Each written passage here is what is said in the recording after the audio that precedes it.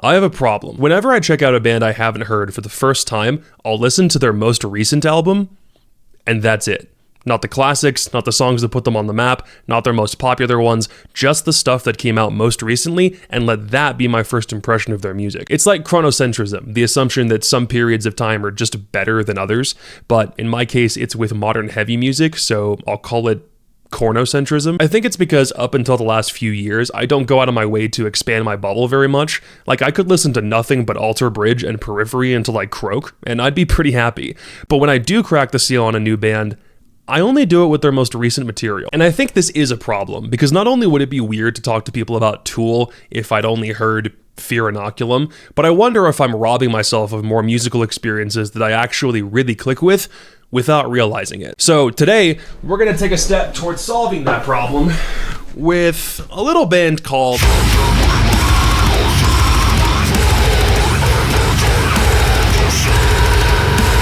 Now, I can tell you straight up, the reason I never got into Whitechapel was because deathcore is not really my thing. There are some exceptions, but by and large, there's just other subgenres I like more. Then I heard Lost Boy, really liked it, went down the rabbit hole, and I think Kin is spectacular. I Will Find You, A Blood-Soaked Symphony, Without You, Without Us. Like, I think this thing's great. Knowing full well, there's no way the rest of Whitechapel's discography sounds anything like this. Right?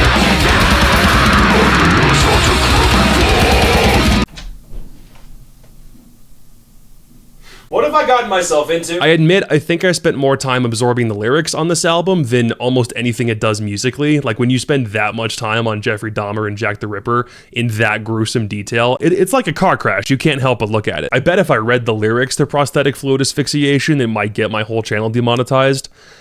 No, I'm not testing that theory. But it's also crazy how this contrasts the more modern stuff. Like, in the current race for everything to sound perfectly performed and huge, just turn the clock back to 2007 and get some sludgier, brutal songs that don't care if drum fills don't perfectly sync up with the click. Like, sometimes I swear this dude is going too fast for his own good. This is the sort of album I don't think I'll have much cause to revisit, but I do think it's cool that even more than 15 years ago, you can already start to hear that sense of Whitechapel groove start to take shape. And Phil sounds like a monster in 2024, so it's kind of nuts that back then he already had that sort of range and wasn't too difficult to understand on this album. Like, that's genuinely impressive. Favorite songs, the title track, and probably Ear to Ear, but again, this is less an album that I would want to throw on more consistently, and one that just helps to understand the starting point that Whitechapel had.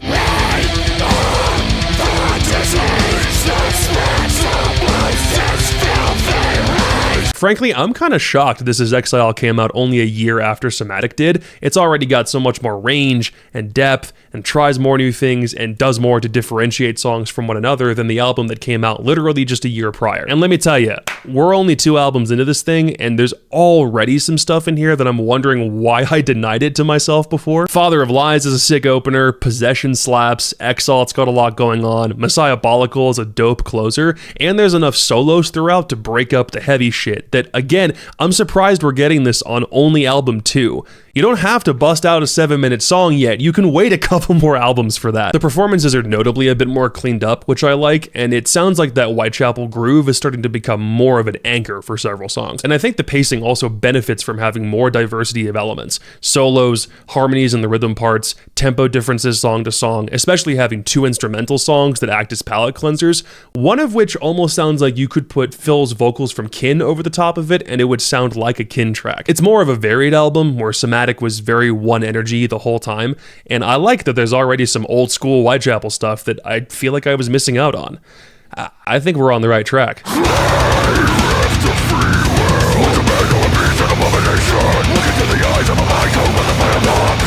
Okay, so this is something I wasn't expecting. We've got another slight sonic shift happening for the 3rd album in a row. This one is riff after riff after riff laid over songs that are a little bit less unpredictable. The pace is a little bit slower, both in tempo and in Phil's less common usage of the rap god flow, but that also means that the guitars have much more space to breathe, and the guys fill that space with more leads, more solos, and I swear to God I'm hearing some black and death metal and mellow death on this thing. I almost think it could pass for a modern day Fit for an Autopsy or Thy Art Is Murder record. That's my closest analog for what it sounds like. And so far, barring Kin, I think A New Era of Corruption might be the version of Whitechapel that I like the best. They're now 3 for 3 on opening songs being some of my favorites on the album, and you go from that into Breeding Violence and The Darkest Day of Man. That's an unfair run to the rest of the material on this album, and that's how it opens. That line in Reprogrammed to Hate where Phil says, had me audibly going, that's fucking sick! And when I looked at the track list and saw that it had Chino on it,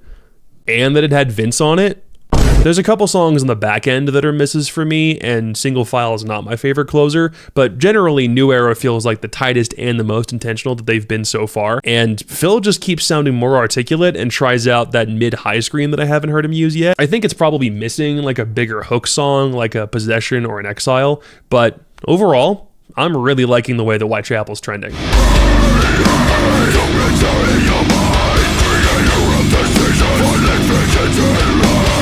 Whenever a band drops a self-titled, I never know how it's going to go. Sometimes it's a distillation of the whole band down into one album. Sometimes it's whatever that Asking Alexandria one was. Whitechapel didn't take all 3 of their last albums and just meld them into one. They took New Era and ran even further with that concept. They seem very content with not needing speed to still sound explosive. Like the riffs and the chugs might sound a little bit simpler, but the drums are still machine guns. They can be the fastest part of a song, whereas the guitars and Phil sometimes sound like they're in a different lane. So it sounds like deathcore, but also doesn't. There's usually some understandable chord progression that's a lot easier to follow, and now there's more atmospherics and leads packed in, and they're busting out an acoustic for some songs. If you put Somatic and this into one playlist on shuffle, you'd get whiplash trying to figure out how it's the same band, but listening to every album in a row, I think this sort of progression totally makes sense. And while I do like music that crushes you in a meat grinder from time to time, I also do like it when my metal's a little more intelligible, and I'm a big believer that people who make stupid heavy music also usually have some cool melodic ideas too. So I'm loving this melodic deathcore revolution that they're having. Like, I gotta be knee deep in the groove at this point. Also, how do you hit on an opener this many times in a row? Make It Bleed is easily my favorite track on this thing. I think I'm still waiting for one album to really pull me in from front to back. Like, every album so far has had some highlights or an evolutional style that I think is cool, but I'm still waiting for that one album that I can really sink my teeth into the whole way.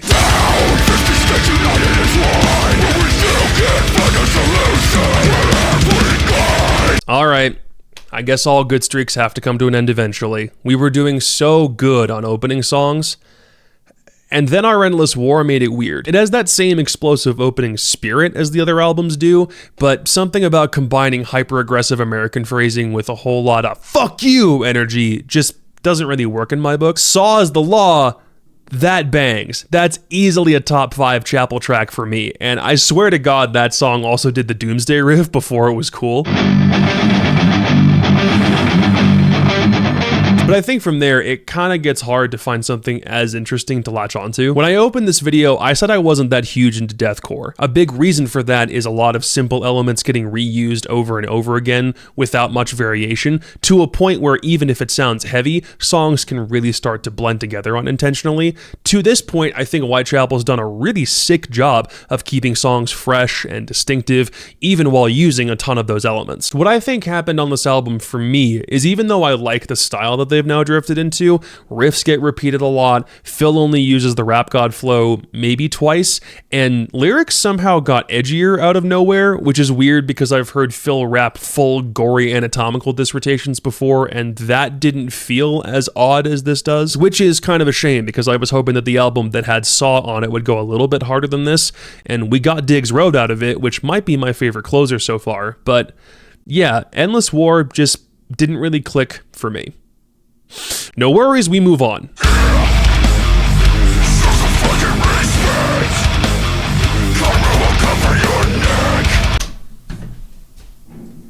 Am I even listening to the same band? You have no idea how many times I've seen like a Whitechapel albums ranking post and how frequently people will put Mark of the Blade at or near the bottom.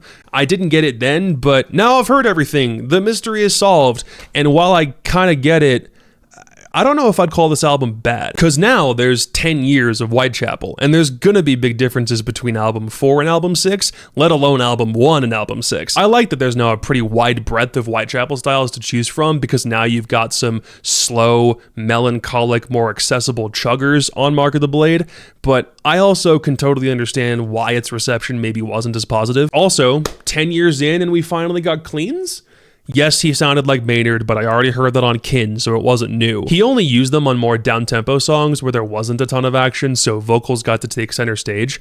But as far as I'm concerned, when something that big finally gets added, I don't think it's fair to rip them too hard if it's their first time trying to figure out how this is going to meld into their sound. Killing Industry totally sounds like a Slipknot song. I actually didn't really mind Elitist ones, even if it's totally different, and they have another instrumental song on here that, funny enough, sounds like the proggiest song that they've ever done so far.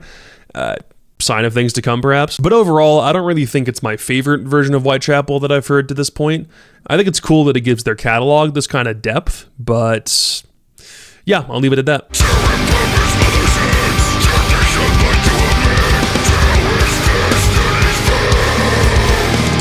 Ooh, okay, now we're getting good. Disclosure, I had heard The Valley before, but it was background noise on a plane, so I never properly sat down with it. All I knew is that it went hand in hand with Kin like a double album, but now I've heard everything that came before. Okay, this is breath of fresh air stuff. Drums took a massive step forward, Phil's got some gutturals again, cleans are more frequent but much better placed, and they leaned way more into djenty or proggy influences and progressions, like immediately more my speed. A lot of those things I didn't even realize were absent from past albums until I put this one on. Like, drumming kind of took a bit of a back seat on Mark of the Blade, but here they're way more creative and vibrant. Phil's always had a ton of range, but he leans way more into it here, and Whitechapel love a good evolution, so of course the next progression for a deathcore band was to add some prog in there. The tale that Phil is spinning about his youth, his mother, and his rage is really good. In my book, it might be his strongest lyrical theme since This Is Exile.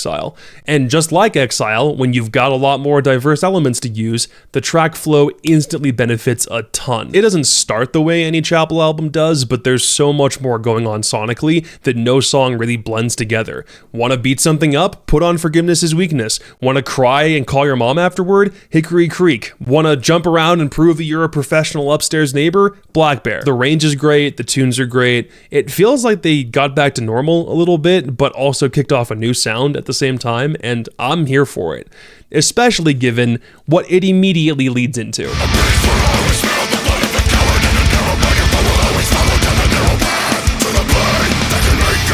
Ah, we're here.